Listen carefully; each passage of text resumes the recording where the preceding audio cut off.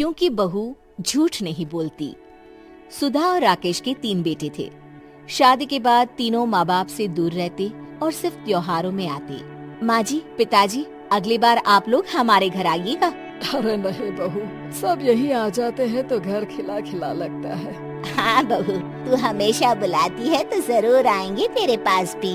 हाँ हाँ, दीदी का घर बड़ा जो है, सब कुछ आपने शादी के बाद दीदी को ही तो दे दिया था। हमें भी दिया होता तो हम भी बड़ा घर लेते। क्यों सुनील? अरे नहीं नहीं, पापा ने सबको एक बराबर ही दिया है। छोटी बहू, क्या चाहिए तुम्हें, बोलो। वो आपके सोने की चेन वाली घड़ी है ना, वो अगर आप मुझे। तभी वहाँ मछली बहू भी आ जाती है। और मुझे ना आपका मंगलसूत्र कितना लंबा, सुंदर और भारी भी है। अरे हाँ हाँ, तुम दोनों को ही दूंगी बहू, चिंता न करो। चलो अब खाना लगाओ, खाना खाया जाए। सभी मिलकर खाना खाते हैं कि पड़ोसन आ जाती है। अरे सुधा बहन, थोड़ी चीनी तो देना, घर में शक्कर नहीं है और मेहमान सर पर बैठे हैं। अरे छोटी बहू, चाची को शक्कर तो दे दो। अरे मछली दीदी, आप दे दीजिए ना, मैं यहाँ कम आती हूँ तो मुझे पता ही नहीं है कि सासू माँ सारी चीजें कहाँ रखती है। और तुम, मैं कौन सा यहाँ रोज शक्कर फाँकने के लिए आती हूँ, मुझे भी नहीं है पता।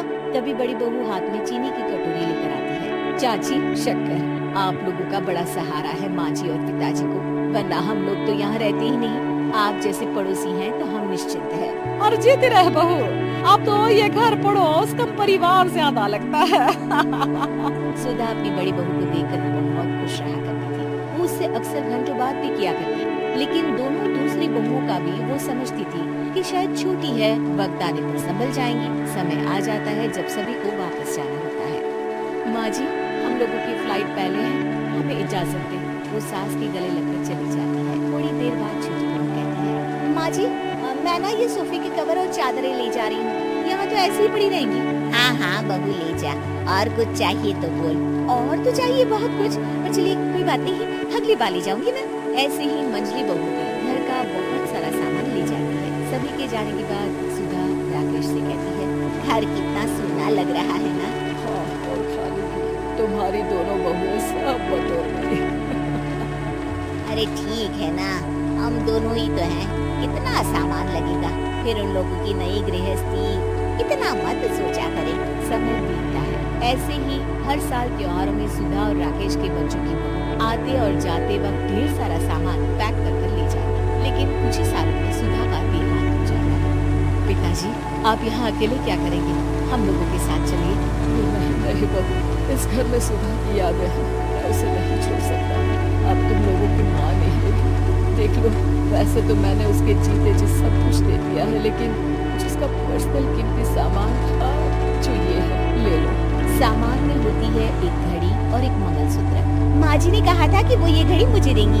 हाँ हाँ पिताजी, माँ ने सबके सामने ये घड़ी सरिता को देने के लिए कहा था।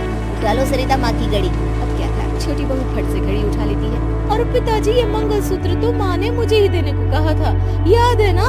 वो सभी की ओर इशारा करती है। तुम भी ले ले ये हार बेटा, कोई बात नहीं। मंजली फटाक से हाथ उठा लेती है। ससुर बड़ी बहू की तरफ देखते हैं। तुझे क्या हो बेटा? पिताजी, माँ ने एक चीज मेरे लिए भी रखी है। सभी के कान खड़े हो जाते हैं कि आखिर सास ने क्या रखा होगा बड़ी के लिए। अरे माँ जी तो दीदी से प्यार भी ज्यादा ही करती थी, हमेशा उनसे बात किया करती। जरूर कोई बड़ी और अपनी प्रिय चीज दी होगी दीदी को। और देख लेते हैं ना, वरना तो हम भी बराबर का बंटवारा करेंगे। हाँ हाँ, कर लेना बंटवारा। लेकिन बड़ी बहू, बताओ तो सुधा ने क्या रखा है तुम्हारे लिए? अभी तो हम लोग यही हैं पापा जी, जब जाने लगेंगे तो बता दूंगी। बड़ी बहू के मुंह से ये बात सुनकर बाकी दो बहुएं सोचने लगती हैं कि आखिर क्या है जो दीदी को सासू माँ देकर गई है। दीदी, ऐसा तो नहीं ना कि पूरे घर का आधा हिस्सा माँ बड़ी भाभी को देकर गई हो? तभी वहाँ ससुर आ जाते हैं। नहीं नहीं, ऐसा कुछ नहीं है। मकान तो तुम तीनों का बराबर से है। देखो, बड़ी बहू से तुम्हारी सास ज्यादा जुड़ी थी, न जाने क्यों घंटों बात किया करती थी। पता नहीं क्या देकर गई है उसे।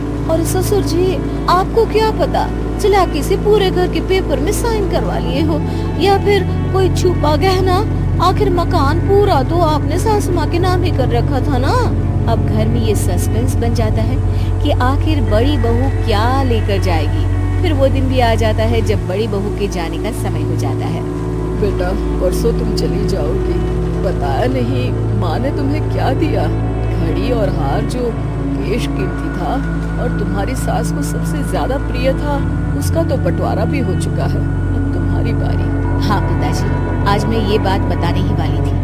माँ ने मुझे उससे भी बेशकीमती चीज दी है और वो है आप। आपसे अधिक प्रिय उन्हें कुछ नहीं था। माँ चाहती थी कि आप मेरे साथ रहें। चलिए पिताजी। बेटा, मेरे पास तो कोई पेंशन भी नहीं है और ना ही कोई प्रॉपर्टी। लेकिन आपके पास संस्कार है पिताजी, जो मेरे बच्चे आपसे लेंगे, तो आपको ले जाने पर स्वार्थ ही है मेरा। चलिए ना पापा। सभी के सामने पिताजी बड़ी बहू और बेटी के साथ उनके घर चले जाते।